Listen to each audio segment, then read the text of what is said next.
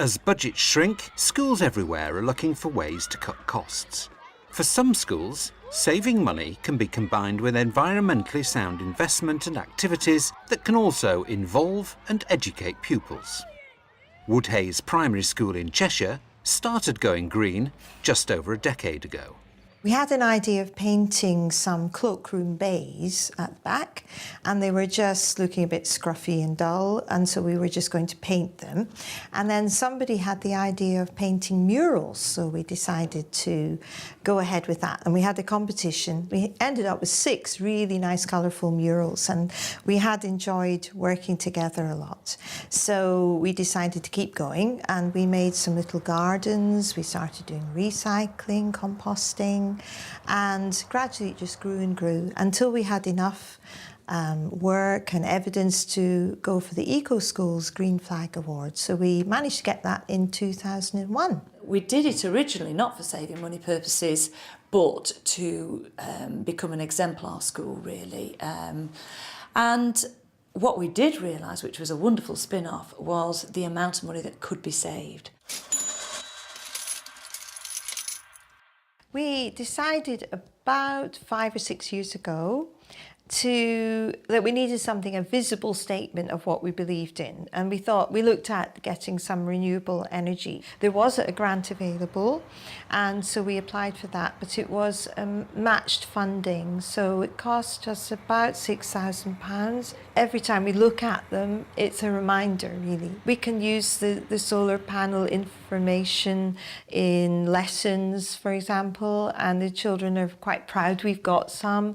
And you can see from a solar panel display that how much is being generated, and it's quite exciting to look and see it clocking up, and especially when the sun comes out, it starts building up, and it's really good for the children to see that, I think. I mean, they don't generate a lot of electricity, but they do generate some, and then that entitles us to a small credit on our electricity bills. Going green hasn't just helped financially. Pupil energy teams encourage the children to take more responsibility for their school and its energy consumption. Well, the energy team have various jobs, and they read the meters. 082 428. They do random checks of classrooms. They make sure that any computers that are on for a reason. Anything they can think of to try and encourage and enthuse other people to save energy. This last financial year, despite the severe winter, we managed to save £800 in gas and £5,000 in electricity, so we were really pleased about that. There is a tendency, I think, when you're in a building that doesn't belong to yourself, that you maybe just imagine somebody else will do all that, somebody else is going to save money, why should you? But I think we need to get across that everybody's responsible, and that if everybody does something, a tiny thing, it all adds up. We've recently introduced something called Parent Mail. 85% of our parents have taken us up on this. So now we email everything via the Parent Mail scheme. So whereas we calculated that last year the total amount of paper we're sending out amounted to some 85,000 sheets of paper. In terms of money, this means that we were spending something around £306 a year, and now we're down currently to about 45, so that's a lot better. The school's green achievements qualify it to compete for grants and prizes. The cash this generates is used for improvements to the school, which otherwise would have been a drain on resources.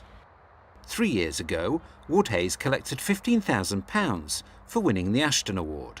We created a labyrinth at the front of the school, and actually the hedging that's used in that was donated to the school from the Southport Flower Show, so that was good. We saved a lot there as well, and it's been a wonderful new addition to the school.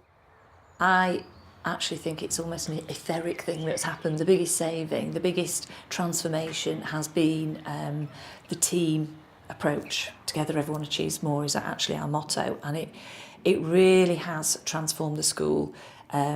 It's propelled the school forward, and really we have a moral duty to do this, and I think that schools now have to think outside the box, and we are producing global citizens of the future.